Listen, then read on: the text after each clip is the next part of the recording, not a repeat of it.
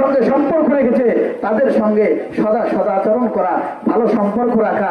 যদি তাও না পারি তাহলে নিজের সন্তানটাকে কোরআনের জ্ঞান অর্জন করানো।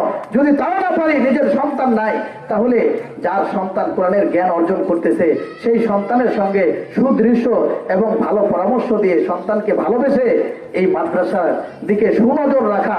আমরা সকলে মাদ্রাসার দিকে সুনজর রাখবো তো? যারা মাদ্রাসার দিকে সুনজর রাখবো তারা এই তাকবীরের সঙ্গে সঙ্গে দুই হাত তুলে আল্লাহর কাছে ফরিয়াদ করতে হবে, নারায়ে তাকবীর। আমরা মাদ্রাসার পক্ষে, এই মাদ্রাসার যে কোনো হাজতের মধ্যে যদি পড়ে আর আমাদেরকে স্মরণ করে, আমরা সকলেই আল্লাহকে হাজির নাজির জানিয়ে মাদ্রাসার কাজে আমাদের সময়, এই শক্তি সবকিছু ব্যয় করবো তো ইনশাআল্লাহ? ইনশাআল্লাহ। সকলে হাত নামিয়ে ফেলুন। প্রধান বক্তা বসে রয়েছে, যদিও বেয়াদবি হয়ে গেল, হুজুর ক্ষমার দৃষ্টিতে তাকাবেন।